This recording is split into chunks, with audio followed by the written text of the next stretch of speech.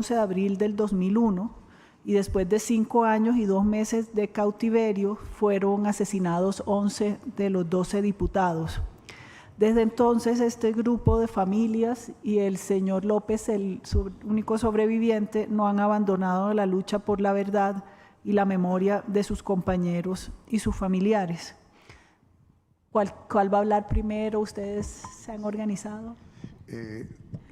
Muy buenos días, señora magistrada.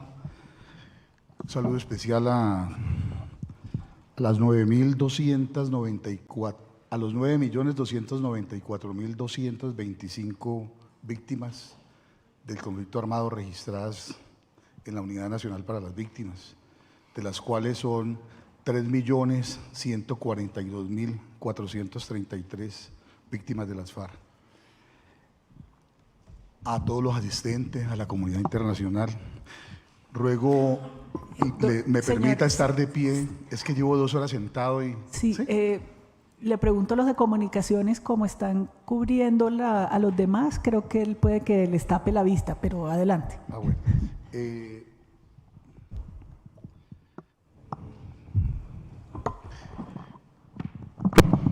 Señor, Colombia no entiende que, y hablo del ciudadano de a pie, que la JEP es un organismo de justicia diferente a la justicia ordinaria, que es una justicia transicional para pasar de un estado de guerra a la paz. Entonces tampoco entiende mucho el papel de la JEP y este proceso ha sido visto como un proceso donde ha reinado la impunidad, como un proceso donde se acordó en La Habana una serie de privilegios y muchas cosas más. Yo quiero decir que yo he venido acá como víctima a hablar desde el perdón. Yo salí después de 7 años de secuestro a hablar de paz y de reconciliación. Yo trabajé y salí a las calles en favor del sí en el plebiscito por la paz. Yo he sido un defensor de la JEP, pero no puedo desconocer unas realidades. El acuerdo tiene unas deficiencias. Y estamos viviendo un momento histórico donde hay que corregir muchas deficiencias, no solamente en la parte social, sino en la justicia, que es un componente tan importante para la sociedad colombiana.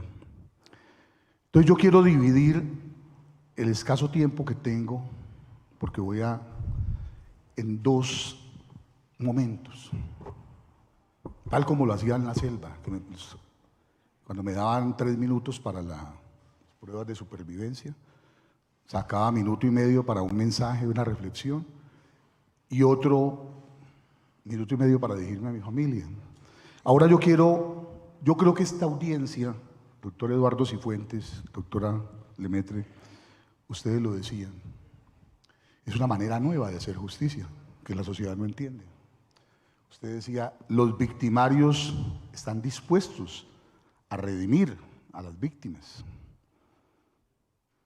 Usted decía, señor representante del Ministerio Público, que han reivindicado la dignidad de las víctimas. Yo tengo unas observaciones sobre esas 3 afirmaciones. La primera es que esta audiencia es supremamente importante para la sociedad colombiana, para la puesta en marcha del acuerdo, no solamente por los componentes de verdad, de justicia que estamos reclamando las víctimas, sino porque tiene que diferenciarse de las audiencias ordinarias, en la jurisdicción ordinaria. En la jurisdicción ordinaria, los victimarios van, reconocen la culpa y obtienen unos privilegios. Eso tiene que ser distinto. Por eso yo quiero empezar reconociendo el componente ético que ustedes, como victimarios, están dándole a esta audiencia, y nosotros las víctimas también no podemos quedarnos atrás. Por eso quiero, con tu permiso, Oscar Tulio, recordar algunas palabras o reflexiones de tu ensayo sobre el perdón, que te sirvió de tesis de grado. Allí mi compañero citaba a Derrida. Derrida hablaba de una dimensión política del perdón. Quizá por eso en los recientes días se puso el tema del perdón social. Pero también tenemos que recordar que el perdón envuelve e involucra tanto al victimario como a la víctima. Y no basta solamente pedir perdón. Y eso para los magistrados y para la necesidad de hacer ajustes al acuerdo. ¿De dónde acá, en nombre de la justicia restaurativa, estamos borrando de un solo brochazo el componente de la reparación económica para las víctimas? ¿De dónde acá se está pensando que a estos millones y millones de desplazados o víctimas de cualquier hecho victimizante se les puede hablar de restauración cuando no ha podido retomar el proyecto de vida que fue truncada por el hecho victimizante? Los desplazados en su mayoría están en las grandes ciudades, sus hijas no pudieron estudiar, terminaron los hijos a lo mejor de sicarios. Su vida se les tiró. Muchos de nosotros también. Gracias a Dios tuvimos una profesión y cómo ganarnos la vida, pero la gran mayoría de las víctimas están pasando mal. Y pasándola muy mal, y no hemos hecho nada por la reparación.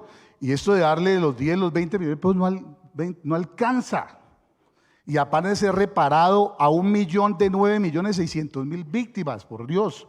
A este paso nos va a coger el año 2050 y no le hemos reparado a todas. Ustedes, como juristas, saben que desde los orígenes de la humanidad, el componente de la reparación fue importantísimo para las tribus. Un integrante de una familia causaba un daño y pagaba si fuera con chivos, con vacas, además del perdón delante del tribunal de sabios. Pero el componente económico no se quedaba acá. Yo lo digo con respeto porque no me consta, pero afuera se dice que en La Habana hubo una gigantesca operación de lavado de activos, que muchos de ustedes están llenos de plata y tienen plata en los bancos suizos y en los paraísos fiscales. Pero resulta que en el acuerdo no quedó la reparación económica. El acuerdo sirve de la reparación administrativa que hace la unidad de víctimas, que repito, ni en el 2050 va a alcanzar para hacer justicia. Estamos hablando del perdón. Les habla alguien que ha perdonado, repito, y que está hablando desde el perdón, pero que no puede soslayar las demandas de justicia y las demandas de verdad y las demandas de reparación que están haciendo las víctimas. Es dejarle solamente la responsabilidad de reparar al Estado y decir que no, es el gran obstáculo que tienen ustedes para alcanzar el perdón social. Derrida decía que el perdón tiene una dimensión política. Es que las víctimas unilateralmente ya perdonamos la gran mayoría. Yo perdoné al día siguiente porque yo no quería seguir secuestrado por el odio. Pero repito, si ustedes quieren que esta sociedad los perdone, tienen que pensar en la dimensión política del perdón de que habla Derrida. y tienen que pensar en reparar a esas víctimas. Y usted decía que están los victimarios dispuestos, doctor Cifuentes, a reparar. Hasta ahora no conozco uno solo que hayan reparado. No han reparado una sola víctima. Usted decía que, doctora Cifuentes, que esta justicia tiene la modalidad distinta y nueva. Esa modalidad no puede cerrar las puertas a la reparación económica y borrar, repito, de un brochazo uno de los componentes más importantes. Pero eso no puede ser solamente crítico, sino constructivo. Hay que pensar en un ajuste al acuerdo de paz que permita realmente la reparación a las víctimas y donde ustedes no pasen de agache con esa reparación y contribuyan de verdad a esa reparación de las víctimas. Y digo de una vez, yo renuncio a esa reparación porque no lo estoy pidiendo para mí. Estoy pidiendo para los millones de víctimas que están allá, ¿sí?, pasándola muy mal, mientras ustedes están viviendo sabroso en el Congreso. Eso a mí no me mortifica, porque yo sí entiendo, yo he estudiado el conflicto y soy defensor de la solución política del conflicto desde antes de que me secuestraran. Y sé que como actores políticos hicieron un acuerdo donde parte del acuerdo era ir a hacer política. Y quiero resaltar que es mucho más ético y se requiere mucho más valor estar aquí y pedir perdón y aceptar responsabilidades que estar cobardemente ordenando secuestros y ordenando asesinatos y ordenando masacres. Porque en Colombia ustedes, en nombre de la libertad, secuestraron, en nombre de la vida asesinaron, llenaron esta patria, al igual que los otros actores, los paramilitares también, y también desde el Estado. Esta patria se llenó de sangre. Y eso es injusto y tenemos que pensar en el futuro. Y tenemos que lograr la reconciliación a partir de lo que decía Oscar Tulio en ese libro. Oscar Tulio hablaba de que solo el perdón a partir de la construcción de una narrativa del dolor que nos permita perdonar. Pero además de avanzar en ese perdón que es individual, se requiere una pedagogía cotidiana del perdón. Permanentemente estar perdonando, a ver si los hijos, los nietos, cuando ya no estemos sobre esta tierra, puedan vivir en una sociedad realmente comprometida con la convivencia pacífica. Allá tenemos que llegar algún día. Pero insisto en que ustedes no van a alcanzar jamás el perdón social si no contribuyen eficazmente a la reparación de esas víctimas que también merecen vivir sabroso. Yo quiero decirles finalmente, ahora ya entro en la parte jurídica, porque nos hablaron que tenemos que hacer unas preguntas concretas, y quiero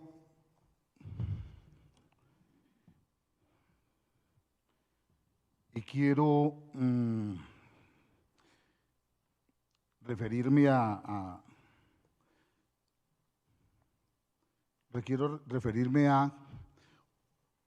el día 27.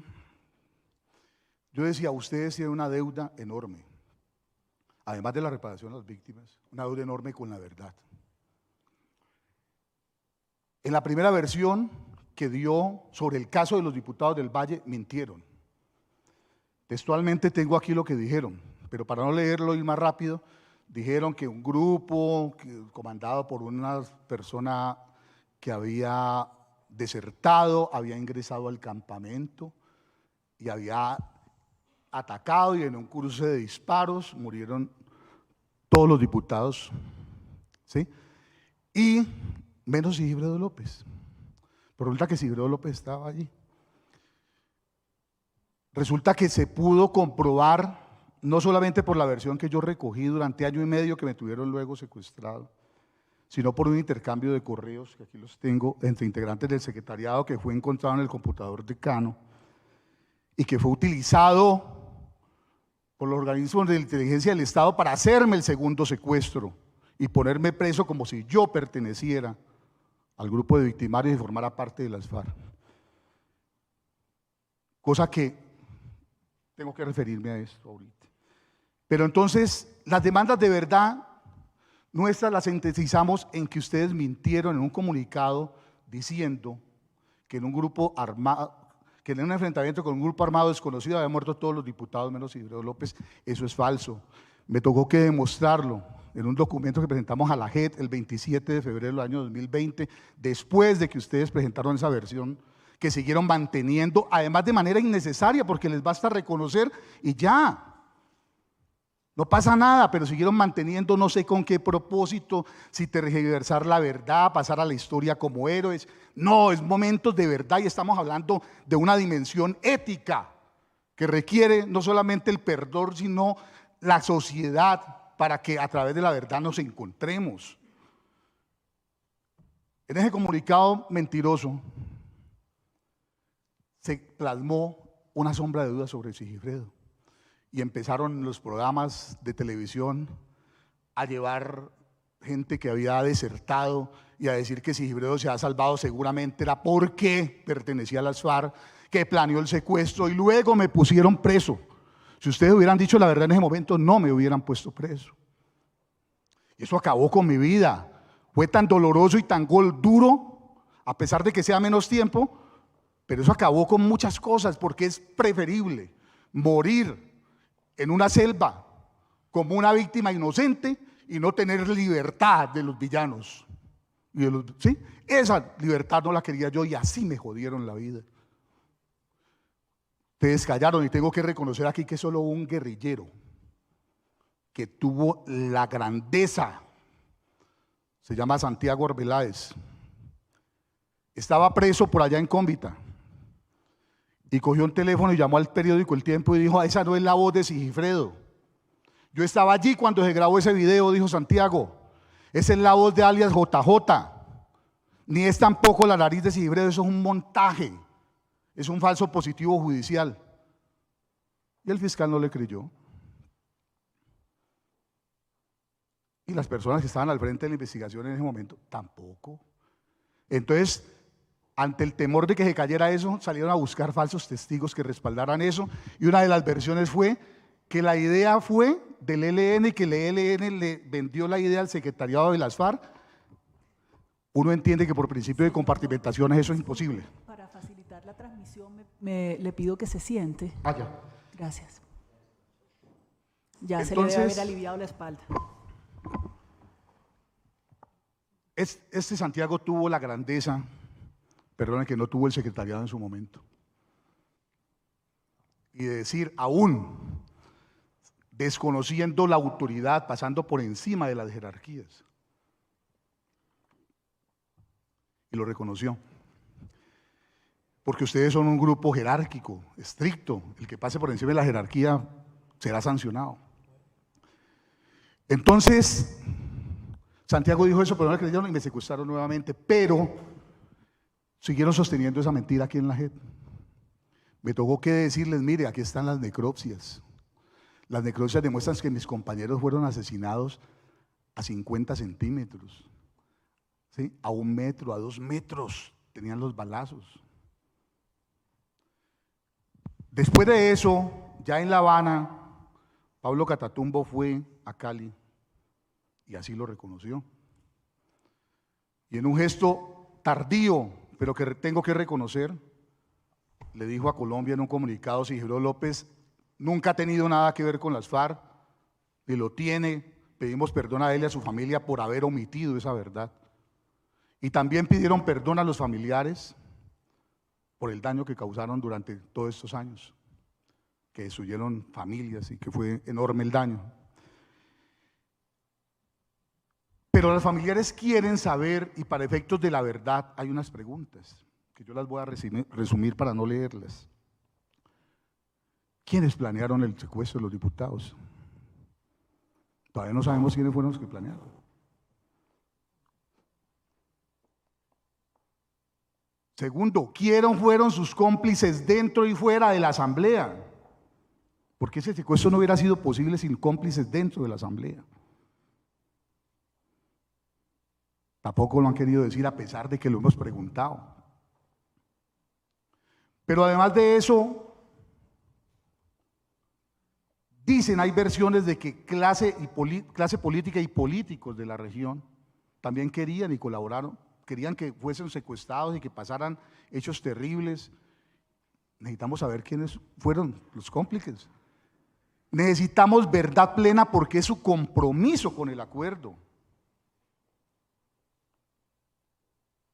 No es posible que después de 20 años de secuestro, de 15 años del asesinato de mis compañeros y de 13 años de yo haber sido liberado, no ha habido día por día que no estamos clamando justicia, clamando verdad. 20 años después todavía estamos en estas. Y hay personas que no les han devuelto los cadáveres de sus hermanos, de sus mamás. Ese es el gran compromiso de ustedes con la historia. Ustedes no pueden ser inferiores a eso. Señor Sigifredo, para compartir el tiempo con la señora Sí. Narváez. Ay, por perdón, favor. 2 minutos y termino. Entonces, finalmente, menciono también las preguntas. Y entonces, aquí se dice, ya lo quieren fueron los cómplices, ¿a dónde los familiares, los hijos de mis compañeros quieren saber dónde están los guardianes, los que dispararon en ese momento? Yo me recuerdo de 3 o 4 de ellos, pero no de todos. Además, porque a veces los cambiaban. ¿Dónde están esos muchachos que declaren? Ellos quieren oírlos, que les cuenten qué pasó con su papá, cómo era. Son cosas que son importantísimas para un ser humano. Porque es que hablando de la ética de la posguerra, no podemos quedarnos solamente en por qué hicimos daño, que el enemigo, la dialéctica del enemigo de Clausewitz. No, tenemos que humanizar esto y decirle la verdad a las víctimas.